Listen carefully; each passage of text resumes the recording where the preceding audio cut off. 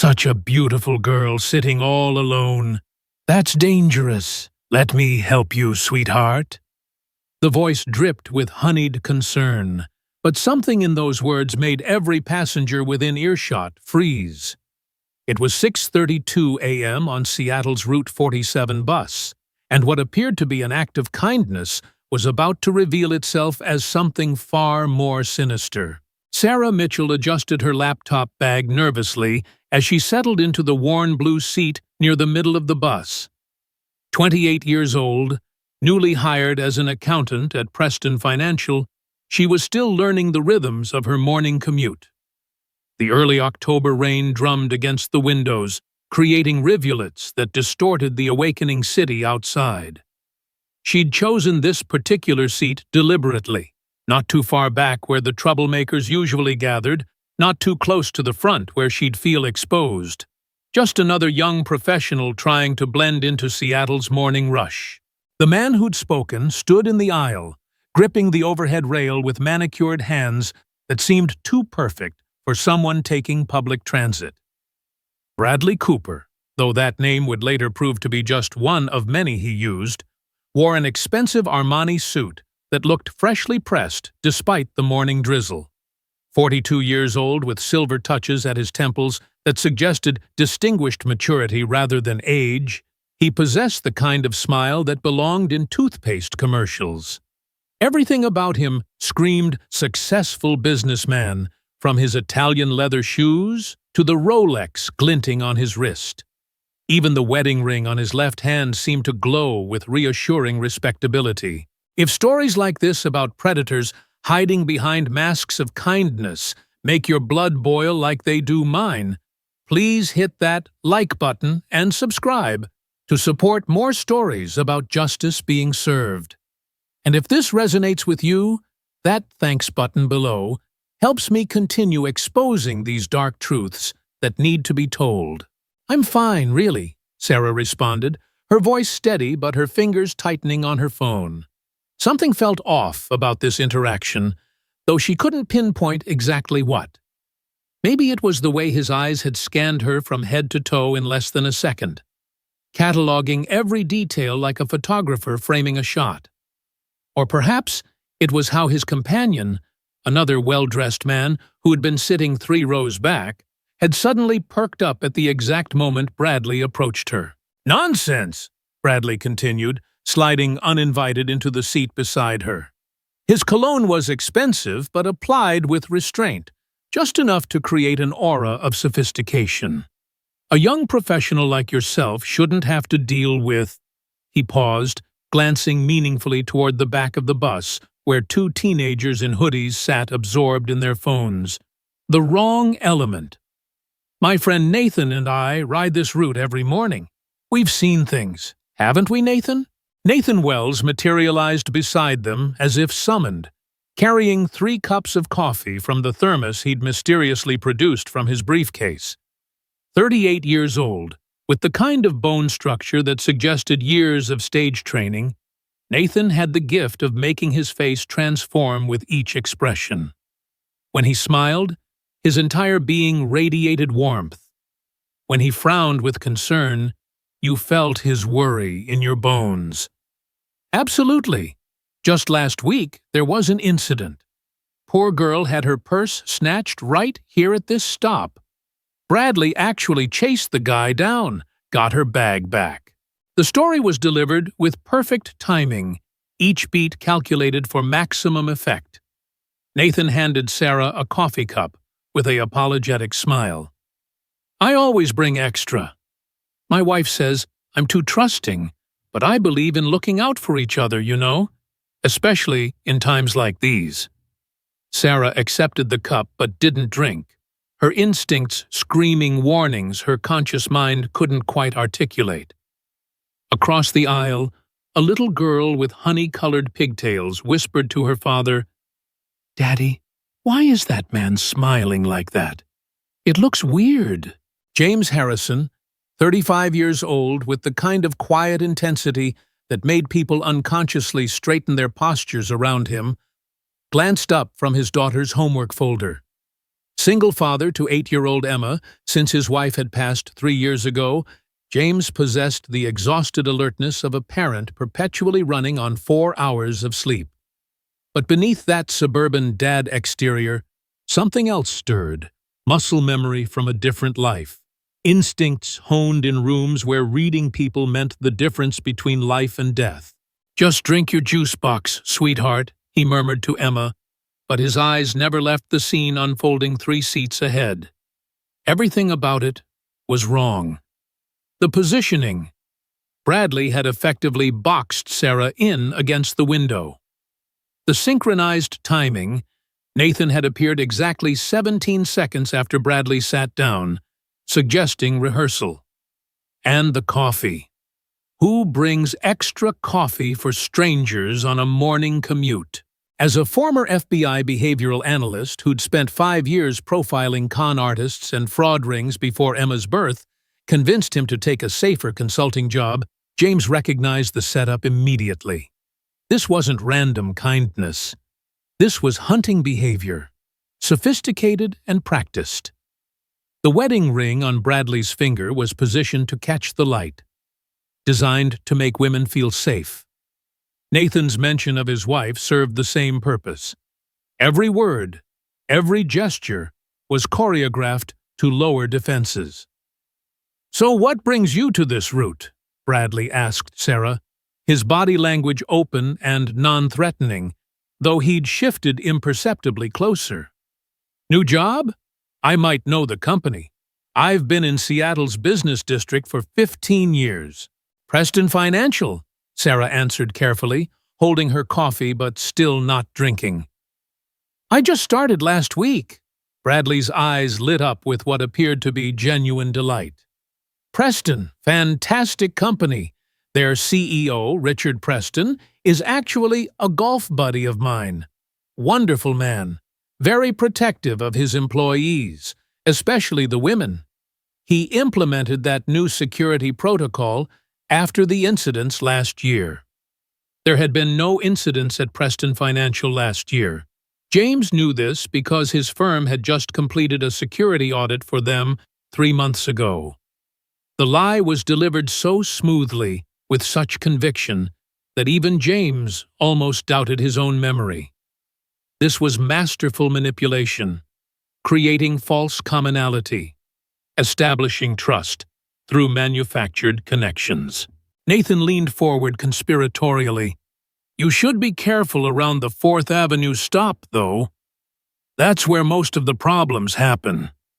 Bradley and I usually escort the ladies off the bus there if they're nervous. Safety in numbers, right?"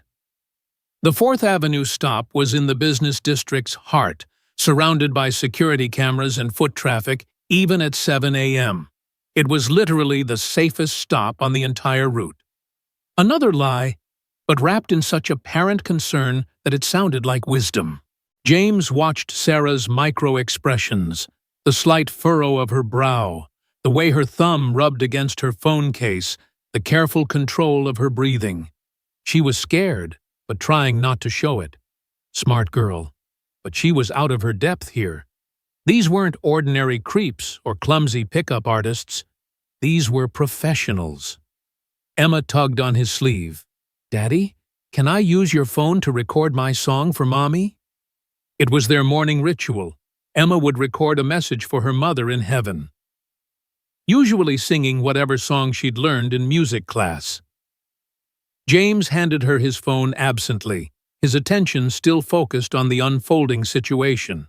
But Emma, who'd inherited both her mother's intuition and her father's observational skills, didn't start recording herself. Instead, she carefully aimed the phone's camera at the men talking to Sarah, her small fingers steady as she pretended to be absorbed in the screen. James didn't notice. He was too busy cataloging Bradley's tells, the way his left eye twitched slightly before each lie, the micro smile that flashed for 1/10 of a second after Sarah accepted the coffee. "You know," Bradley continued, his voice taking on a more intimate tone, "Preston Financial is actually looking for some consultants for their new merger." My firm specializes in those kinds of transitions. Perhaps we could discuss it over lunch. I could introduce you to some people who could really advance your career. The trap was elegant in its construction. Refuse and risk offending someone who claimed to know your CEO. Accept and step into whatever they had planned. James had seen this technique in dozens of case files. The promise of career advancement, the suggestion of powerful connections, all designed to make victims voluntarily walk into danger. "That's very kind, but," Sarah began. "Oh, he's being modest," Nathan interrupted smoothly. "Bradley's firm handled the Morrison Industries acquisition last year. $20 billion deal. He could make one phone call and double your salary." Another lie. The Morrison Industries acquisition had been handled by Goldman Sachs. James knew because he'd been brought in to investigate insider trading allegations around the deal. But the number was impressive, the kind of figure that made people reconsider their caution. The bus lurched to a stop, and James noticed something that made his blood chill.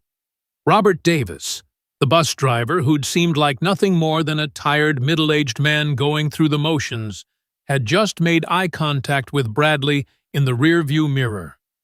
It was quick, less than a second, but it was there. A confirmation. A signal. 3 of them. At minimum. This wasn't just a con. This was an operation. "Actually," Sarah said, her voice steadier now, "I need to make a call before my first meeting." She lifted her phone, and Bradley's hand shot out, gently but firmly covering it. "Oh, don't worry about work right now," he said, his smile never wavering. "Sometimes opportunities come when we least expect them. My mentor once told me that the difference between success and mediocrity is recognizing the doors that open unexpectedly." The hand on Sarah's phone wasn't threatening exactly. To anyone watching, it might have looked like a friendly gesture. But James saw the truth. It was a control move, a way to limit her options without appearing aggressive. The wedding ring glinted as Bradley's thumb pressed slightly on her screen. Not enough to seem forceful, but enough to prevent her from dialing. "Your mentor sounds wise," Sarah replied, and something in her tone made James look at her more carefully. The fear was still there, but underneath it was something else. Calculation. Assessment. She gently pulled her phone away, and Bradley let it go, though his eyes narrowed almost imperceptibly. "Bradley's acting is disturbingly perfect right now. Can you spot the exact moment when his mask slipped? Comment below with what red flag you noticed first in this elaborate deception." Nathan glanced at his watch, a Patek Philippe that probably cost more than most people's cars. "Brad, we should mention the investment opportunity. Sarah seems like exactly the kind of smart young professional who'd appreciate it." "Investment opportunity?" Sarah asked, and James could hear the careful neutrality in her voice. She was playing along, but why? Bradley's face lit up with enthusiasm that looked so genuine it could have won him an Oscar. "It's actually quite exclusive. We're part of a private investment group, all verified professionals, of course. We pool resources for real estate ventures. The returns have been, well, Nathan, what was last quarter's?" 37%, Nathan replied without hesitation. "My wife couldn't believe it. She made me show her the statements 3 times. The number was perfectly chosen, high enough to be tempting, not so high as to be obviously impossible. And the mention of the wife again, always the wife, the invisible proof of respectability. "The minimum buy-in is usually $50,000, Bradley continued, "but for Preston employees we make exceptions. Richard asked us to look after his people. 25,000 can get you started." There it was, the ask, hidden beneath layers of false friendship and manufactured trust, but finally revealed. James felt his jaw clench. $25,000. How many victims had fallen for this exact script? How many Sarah Mitchells had handed over their savings to these chameleons? "That's interesting," Sarah said slowly. "How exactly does it work?" Emma tugged on James's sleeve again, this time with more urgency. "Daddy," she whispered, "that man in the driver's seat keeps looking at the pretty lady, and he has something in his hand." James followed his daughter's gaze. Robert Davis, the bus driver, was indeed holding something. A phone, positioned at an angle that would capture Sarah's face perfectly. They were recording her. What? Blackmail material? Identity theft? Or something worse? The bus was approaching the University District, and James noticed Bradley and Nathan exchange another look. Whatever they had planned, it was going to happen soon. The morning commuters were starting to thin out, and in a few stops, the bus would be nearly empty. Perfect for whatever escalation they had in mind. "The process is quite simple," Bradley explained, pulling out his phone to show Sarah what appeared to be a professional investment app. "You transfer the funds to our secure holding account, and within 72 hours, you're a partial owner in prime Seattle real estate. We actually have a property closing tomorrow, a beautiful building in Belltown, 20 units, all pre-leased." The app looked legitimate. Professional design, corporate logos, even what appeared to be real-time market data scrolling across the bottom. But James caught something the others might have missed. A tiny flutter in the screen's refresh rate that suggested it wasn't connected to any actual server. It was a dummy app, elaborate window dressing for the con. "I'd need to see documentation," Sarah said, her fingers drumming lightly on her coffee cup. "Legal contracts, deed transfers, that sort of thing." Nathan laughed warmly. "Of course! Brad, she's sharp. I like her. Reminds me of my sister, always asking the smart questions." He pulled out a tablet from his briefcase, swiping to what looked like official documents. "Everything's here. SEC filings, property records, even our Dun & Bradstreet rating. All of it could be faked. In the age of sophisticated graphics software, creating convincing documents was child's play for experienced fraudsters. But they were good forgeries, the kind that would fool anyone without specific training in document analysis. What James is about to discover will flip everything you thought you knew about this situation. The hunters are about to become the hunted in ways nobody could predict. The bus turned onto Madison Street, and James made his decision. He couldn't let this continue. These men were clearly part of something larger, something organized and dangerous. But before he could act, something extraordinary happened. Sarah lifted the coffee cup to her lips, appeared to take a sip, then set it down with a soft smile. "This is excellent coffee, Nathan. What blend is it?" "Oh, it's a special Colombian variety," Nathan replied, pleased. "My wife orders it from this little company in—" "Strange," Sarah interrupted, her voice changing completely. The nervous accountant was gone, replaced by someone with steel in their tone. "Because I haven't actually drunk any, but you've been watching me so intently, you didn't notice I never broke the seal on the lid." The transformation was instantaneous. Bradley's genial mask flickered, revealing something cold underneath for just a fraction of a second before he recovered. "I don't understand what you're implying. Don't you?" Sarah's hand moved to her blazer, pulling it back just enough to reveal something that made both men freeze. A thin wire ran from her collar to an electronic device at her belt. "Treasury Department, Financial Crimes Division. And gentlemen, you've just attempted to defraud a federal agent." James felt his jaw drop. He'd been right about Sarah being out of her depth, but for entirely wrong reasons. She wasn't a victim. She was bait. Nathan's face cycled through emotions so quickly, it was like watching a time-lapse video of changing weather. Confusion, anger, fear, then back to his salesman's smile, though it no longer reached his eyes. This is clearly a misunderstanding. We're legitimate businessmen. Brad, show her your card. Bradley reached for his wallet slowly, his movements careful and measured. But James caught the tell. His left hand was sliding toward his pocket, where the outline of something that definitely wasn't a business card was visible. "I wouldn't," James said, standing up and moving Emma behind him. His voice carried the authority of someone used to being obeyed in crisis situations. "3 reasons. First, we're on a moving bus with 23 witnesses. Second, Agent Mitchell here is probably armed. And third," he pulled out his own identification, "James Harrison, FBI consultant, Criminal Psychology Division. I've been documenting your entire interaction for the last 18 minutes. The silence that followed was electric. The few other passengers on the bus had instinctively moved away from the confrontation, though several had their phones out, recording. The modern world's response to danger: don't intervene, but definitely get it on video. Robert Davis, the driver, made a sharp turn that wasn't on Route 47's normal path.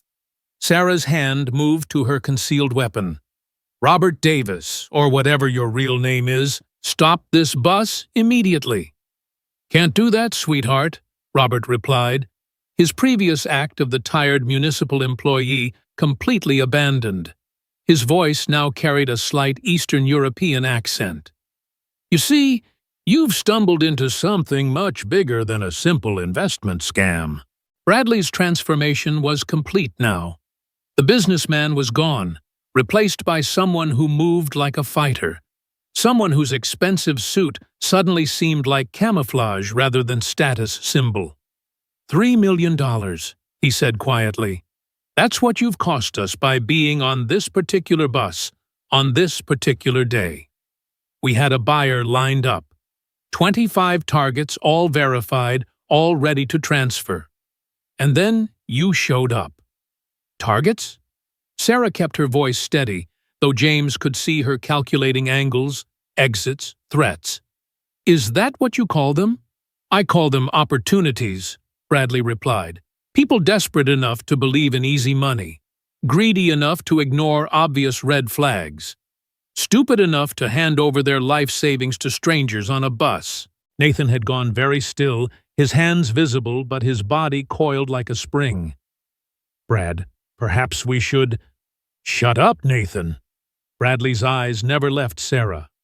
"Or should I say, Nathan Andrewson, or Nathan Fitzgerald, or whatever name you're using this week." He smiled, but it was nothing like the warm expression from earlier. This smile belonged on a shark. "Oh yes, Agent Mitchell.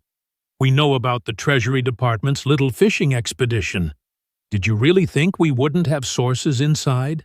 That we wouldn't know Eleanor Vance was putting undercovers on public transit?" Eleanor Vance. James recognized the name.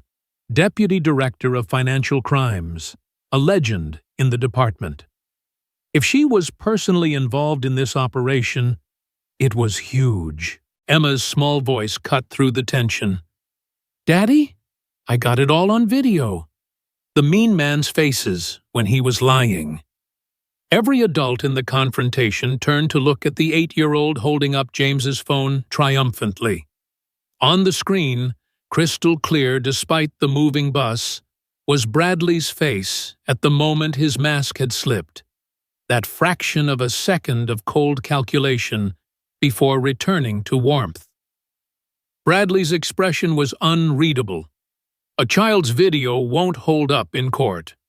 "No," James agreed, "but the facial recognition software that will match your features to wanted posters in 7 states certainly will. You're not Bradley Cooper. You're Mikhail Volkov, wanted for wire fraud, identity theft, and conspiracy to commit extortion. The Bratva's favorite financial specialist, the Russian mafia connection. That explained the sophistication, the resources, the multiple operatives. This wasn't just a con game, it was organized crime. Nathan, or whatever his real name was, laughed, but it sounded forced. "You're reaching, consultant. Even if that were true, you have no jurisdiction. You're not active FBI." "He doesn't need to be," Sarah said, her hand now openly on her weapon. "Because in approximately 90 seconds, this bus is going to be surrounded by both Treasury agents and Seattle PD. You see, Mikhail, your source inside Treasury? She's been feeding you exactly what we wanted you to know. This isn't a fishing expedition, it's a net." The bus was slowing down, and through the windows, James could see they were approaching a seemingly empty warehouse district. But he also noticed something else. Subtle movements in the shadows between buildings. The glint of rifle scopes on rooftops. Robert Davis brought the bus to a stop. "Gentlemen, I believe this is where I leave you." He stood up from the driver's seat, and for the first time, James got a good look at him. The slouched posture was gone, replaced by military bearing. The tired eyes were sharp and calculating. "Dmitry Petrov," Sarah said, recognizing him. "The wheelman. You disappeared after the Monaco job 3 years ago." Dmitry shrugged. "I've been driving buses in Seattle. Peaceful work, good benefits, until these idiots recruited me for one last job." He gestured at Bradley and Nathan with obvious disdain. 25 marks in 1 month, they said. Easy money, they said. They didn't mention the Treasury Department was watching. Bradley's hand finally made it to his pocket, but instead of a weapon, he pulled out a phone. His thumb moved across the screen with practiced speed. "Insurance," he said simply. "Dead man's switch. If I don't enter a code every hour, certain information gets released. Information about Agent Mitchell here. Her real name, her address, her mother's medical records from Cedars-Sinai, her brother's military service records, including his current deployment location in Syria." Sarah's composure cracked slightly. "How did you— We've been watching you for weeks, Sarah Elizabeth Mitchell," Bradley continued. "Born April 15, 1995, in Portland. Graduated summa cum laude from University of Washington. Joined Treasury straight out of college. Exemplary record, except for that little incident in Tampa, where you bent the rules to catch Marcus Webb. The personal details were delivered with clinical precision, each one a threat wrapped in information." James saw Sarah's knuckles whiten as she gripped her weapon. "Oh, and James Harrison." Bradley turned his attention to the consultant. "Widower. Wife died in a car accident 3 years ago. Brake failure, wasn't it? Though the investigation was closed rather quickly. Your daughter Emma attends Riverside Elementary, Mrs. Patterson's 3rd grade class. She takes piano lessons with Mrs. Chen on Thursdays at 4 p.m. James felt ice in his veins. They knew about Emma, about his wife, about everything. Emma herself seemed oblivious to the danger, still proudly holding the phone with her recording. "Daddy, are these the bad men you used to catch?"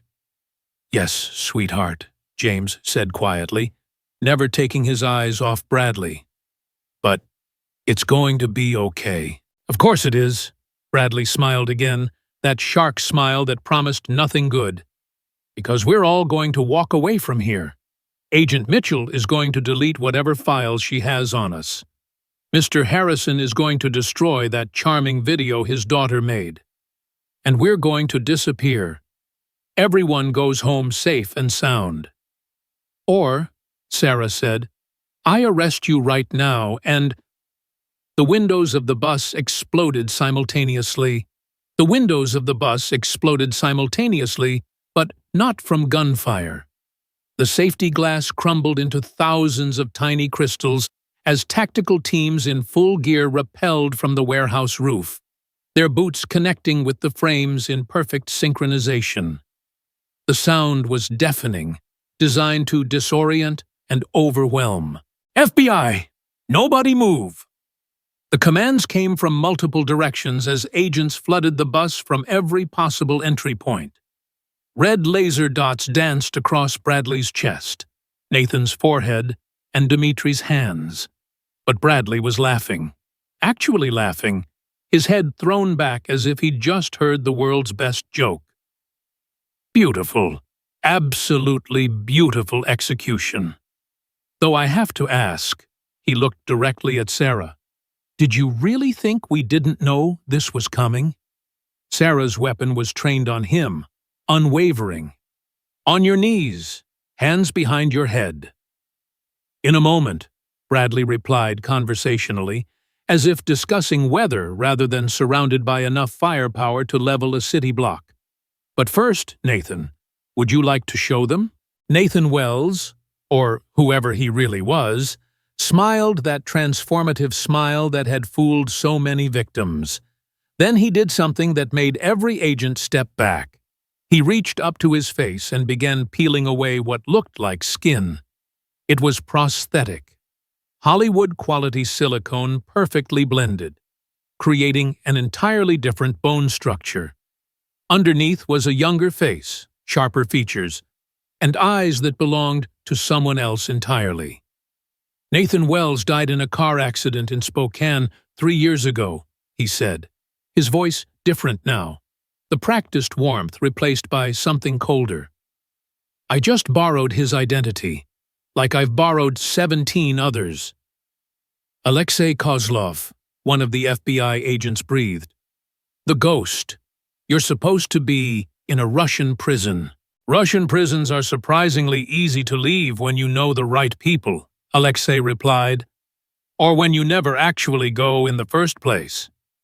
James kept Emma behind him, his body a shield between her and the chaos. But his mind was racing. Something was still wrong. Bradley was too calm. Alexei's revelation seemed timed, theatrical. Even Dimitri appeared relaxed, despite the multiple weapons pointed at him. You mentioned a dead man's switch, Sarah said to Bradley. Surrender now, and we can negotiate. Negotiate? Bradley interrupted.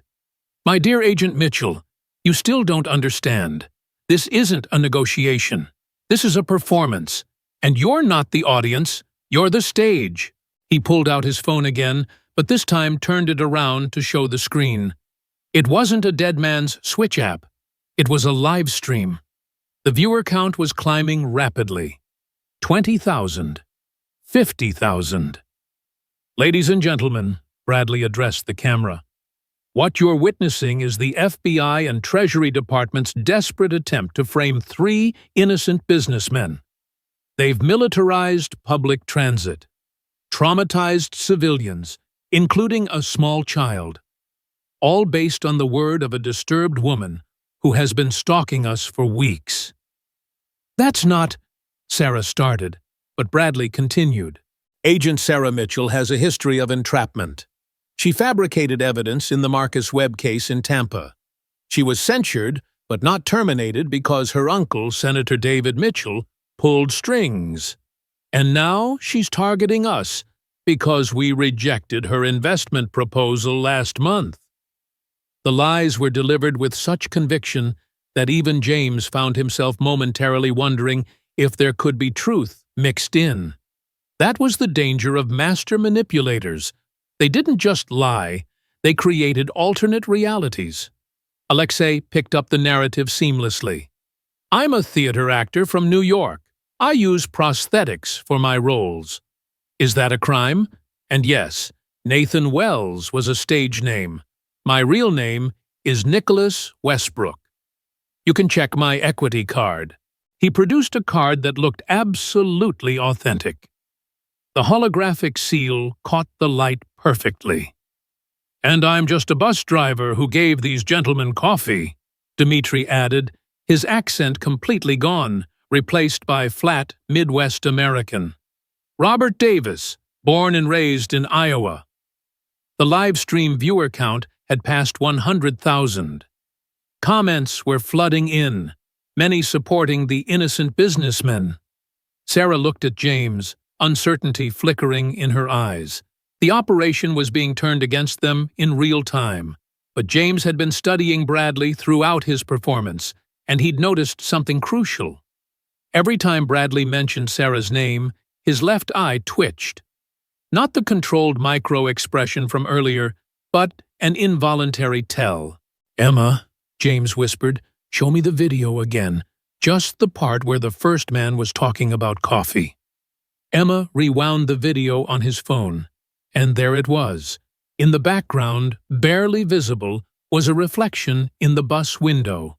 Dimitri's reflection, holding not just a phone, but what looked like a small device with a needle attachment. "Bradley," James said loudly, cutting through the performance, "tell your viewers about the scopolamine." The live stream faltered for just a second as Bradley's thumb hesitated over the screen. "I don't know what." "Devil's breath," James continued. "The drug that makes victims completely compliant. The needle device your friend Dimitri has hidden in his jacket. Were you going to inject Agent Mitchell when she refused? Make her transfer her own money?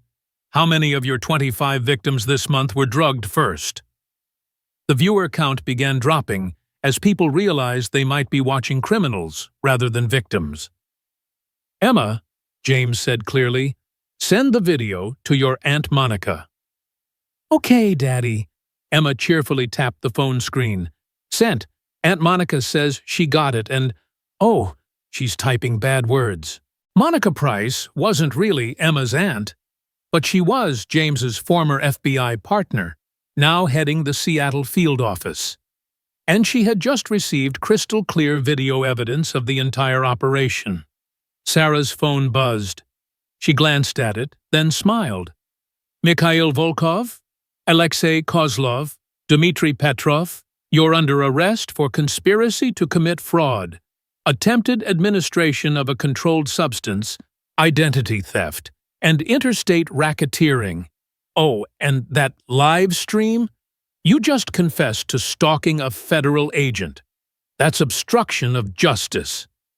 Bradley's mask finally cracked completely. The charming businessman, the wounded innocent, all of it fell away, leaving someone who looked tired and angry. "You have no idea what you've done," he said quietly. "The people I work for don't forgive. They don't forget." "The Bratva?" Sarah asked. "The Solentsevskaya Brotherhood? They're being raided in 17 cities right now. This operation was never just about you three. You were the key to the entire West Coast network." The live stream was still running, now showing Bradley's genuine shock. Over 150,000 people were watching a real-time confession to organized crime connections. Alexei suddenly moved, his hand darting toward his ankle, but 3 red dots immediately centered on his forehead. "I wouldn't," the lead tactical officer said calmly. "You don't understand," Alexei said desperately. "If we're arrested, if we talk, our families are already in protective custody," James interrupted. "Mikhail, your ex-wife and daughter in Vancouver were picked up an hour ago. Alexei, your mother in Brighton Beach is safe. Dmitri, your brother's family in Chicago is under federal protection. Did you really think Agent Mitchell randomly chose this bus route?"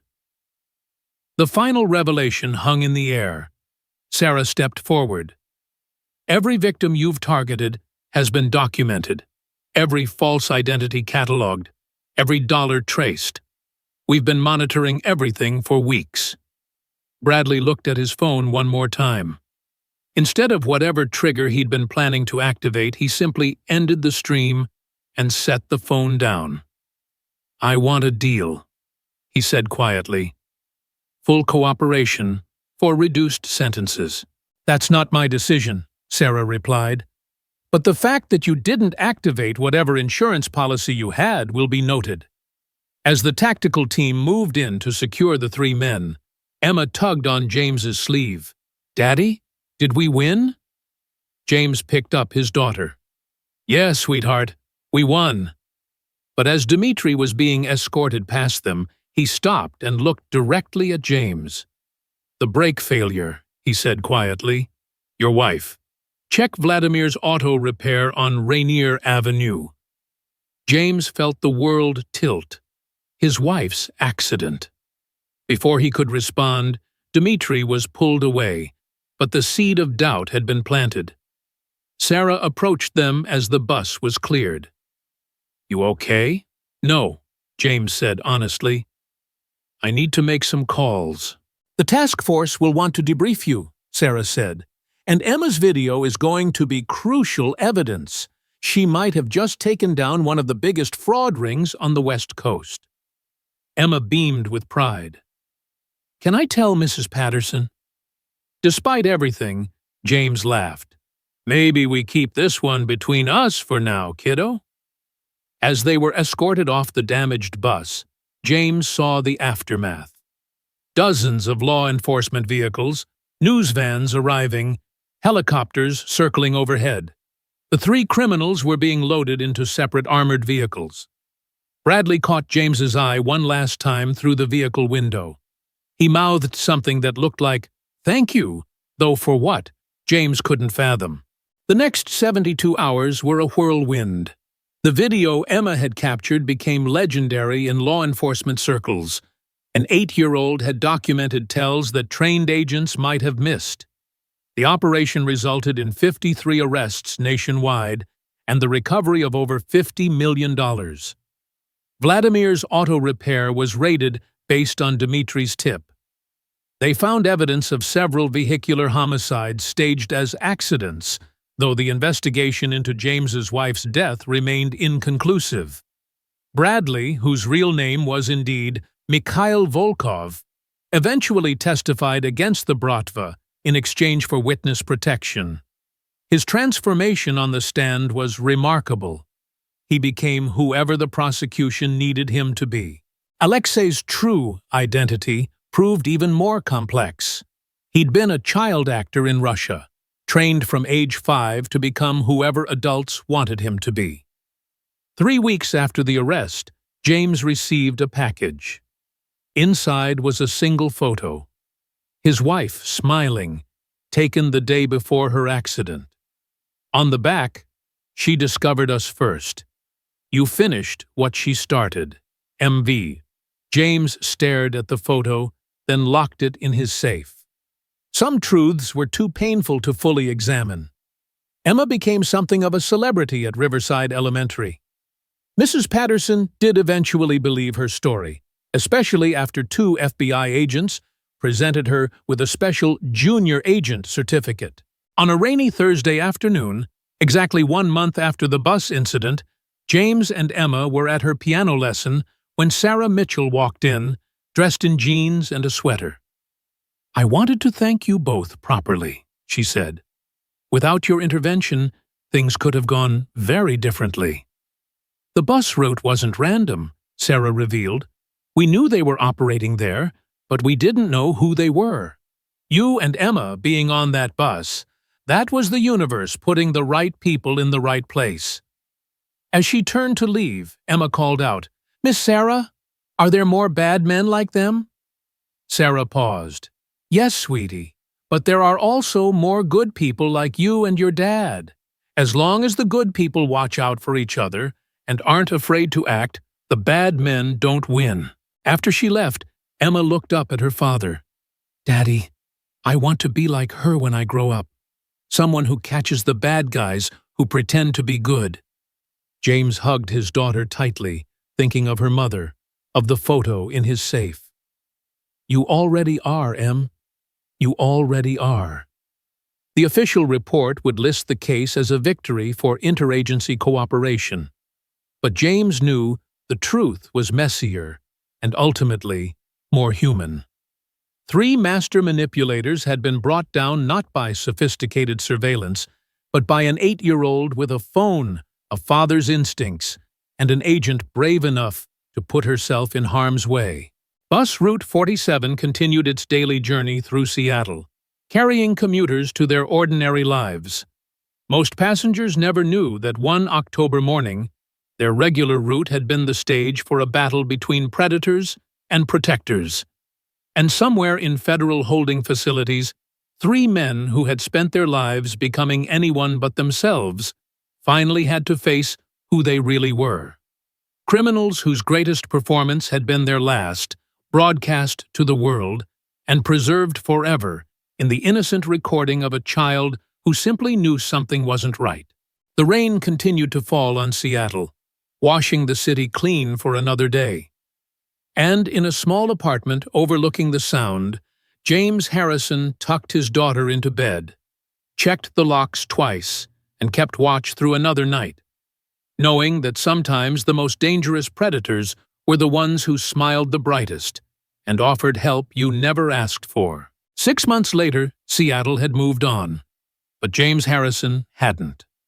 The photo Mikhail had sent haunted him, not because of what it revealed, but because of what it confirmed.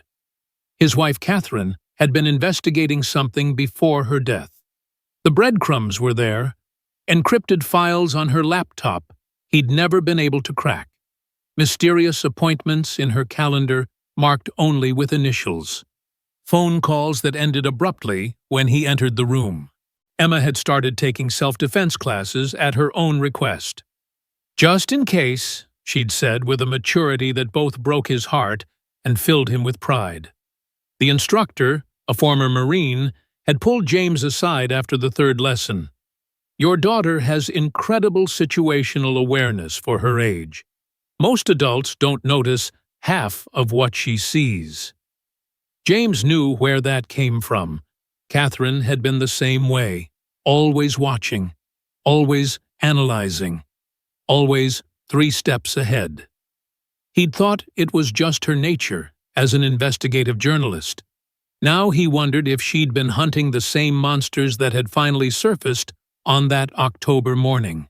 Sarah Mitchell stayed in touch, officially as part of the ongoing case, unofficially as someone who understood the weight of carrying secrets.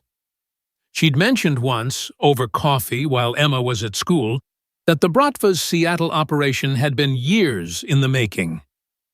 "Your wife's articles about financial irregularities in city construction projects," she'd said carefully. They were getting close to something. Close enough to be silenced, James thought, but didn't say. The truth was a luxury they couldn't afford. Not yet. But every night, after checking the locks and settling into his vigil, James opened Catherine's laptop and tried another password combination. Someday, he'd crack it. Someday, he'd know the full story. Until then, he'd keep watching, keep protecting, and keep teaching Emma that the world had both monsters and heroes, and sometimes the only difference was which one chose to act first.